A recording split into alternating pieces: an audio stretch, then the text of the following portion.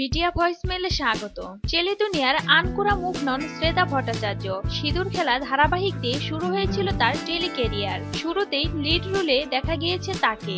এরপর একে একে ভালোবাসা.com, জড়োয়ার ঝুমকো, তুমি রবে নীরবে, জয় কানহায়া লালকিতেও নিজের অভিনয়ের কারিশমা দেখিয়েছেন শ্রেতা। অনেক ছোট বয়স থেকেই নাচ করতেন, ভাবেননি কখনো যে অভিনয় করবেন। সেই শ্রেতার হঠাৎই অভিনয়ে চলে আসা। শুরুতেই সি ব্রেকটস ফিল্ম এর সঙ্গে কাজ করে ফেলেছেন। এরপর ভালোবাসা.com থেকেই তার ব্লুজ এবং স্নেহাশিস চক্রবর্তীর সঙ্গে শুরু হয় পথ চলা। জড়োয়ার ঝুমকোতেও প্রযোজক পরিচালক হিসেবে তিনি পেয়েছেন স্নেহাশিস চক্রবর্তীকে। এমনকি তুমি রবে নীরবে ধারাবাহিকেও ওই একই প্রযোজনা সংস্থার সঙ্গে কাজ করেছেন তিনি। এরপর হিন্দি ধারাবাহিক জয় কানহায়া লালকিতেও বেশ কিছুদিনের জন্য মুম্বইবাসী হয়ে যান তিনি। সেখানেও তার অভিনয়ের কারিশমা দেখানোর সুযোগ করে দিয়েছিলেন স্নেহাশিস বাবুই। আর এবার কনক কাকন ধারাবাহিকের হাত ধরে আবারও এক লড়াকু মেয়ের চরিত্রে দর্শকের সামনে আসতে চলেছেন তিনি। শ্রেতা জানান, স্নেহাশিস দা আমাকে যে সুযোগ করে দিয়েছেন তাতে আমি ধন্য বলে মনে করি নিজেকে।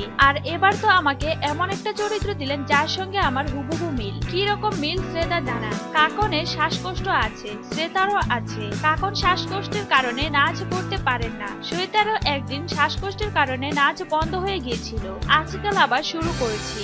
আমাকে দর্শক ধারাবাহিকে যে ইনহেলারটা নিতে দেখবেন সেটা আমি সত্যিই নেই, ওটা আমারই। সিনেও সেটা আমি সত্যিই নেই, ওখানে অভিনয় নেই। কাকন নাচ করতে না পারায় যে কষ্ট পায় সেই একই কষ্ট শ্রেতাও পায়। এখন তাই অভিনয়টাকে ভালোবাসতে শুরু করেছি। আরো এক বড় জায়গায় মিল আছে শ্রেতার সঙ্গে কাকনের। কাকনদের যে আর্থিক কষ্ট সেই কষ্ট শ্রেতারও ছিল একদিন। আজ সামলে উঠতে পেরেছি। অভিনয় না করলে সেটা সম্ভব হতো না। একটা এক চিন্তা ঘরে থাকতাম আমি, মা আর বাবা। এমন দিন গেছে যে নুন দিয়ে ভাত মেখে খেয়ে বেরিয়ে গেছি। আজ অনেকটা ভালো আছি আমরা। বাবা মাকে নিয়ে আমার আজ গুছানো সংসার। এখন আর অভাব নেই, হয়তো আছে অনেক ভালোবাসা।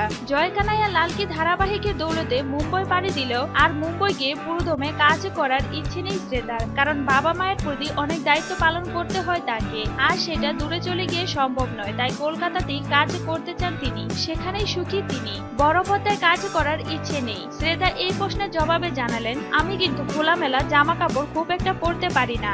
ঘনিষ্ঠ কোনো সিন অভিনয় করতেও স্বাচ্ছন্দ্য নই। তাই আমার মনে হয় এখনই আমি বড় পর্দার জন্য ঠিক উপযুক্ত নই। সাদামাটা চরিত্র হলে আপত্তি নেই। শ্রেতার একের পর এক কাজ স্নেহাশিস চক্রবর্তীর সঙ্গে। এই কথা রেস টেনে তিনি জানান, অনেক চরিত্রে অভিনয় করলাম, কিন্তু এই কাকন চরিত্রটা একদম আমার কথা বলে। মনে হচ্ছে বাস্তবে আমারই আরেক নাম হয়তো কাকন। দাদা কিভাবে এটা বানালেন এটা ভেবেই আমি অবাক হয়ে যাচ্ছি। নিজের জীবনের সঙ্গে যদি কোনো চরিত্র মিলে যায় সেই চরিত্রে অভিনয় করাটা অনেক সহজ হয়ে যায়। আশা করি কাকন চরিত্রটিকেও দর্শকের সামনে ভালোভাবে তুলে ধরতে পারবো। আজ থেকে শুরু হবে কনক কাকন। দেখতে ভুলবেন না কিন্তু আপনাদের প্রিয় চ্যানেল কালার্স বাংলা। শ্রেতা এবং কাকনের জীবনের মিল শুনে আপনাদের কেমন লাগতো তা অবশ্যই জানাবেন। ভিডিওটি ভালো লাগলে লাইক এবং শেয়ার করতে ভুলবেন না। এ ধরনের আরো ভিডিও পেতে চ্যানেলটি সাবস্ক্রাইব করে বেল আইকনে ক্লিক করতে ভুলবেন না।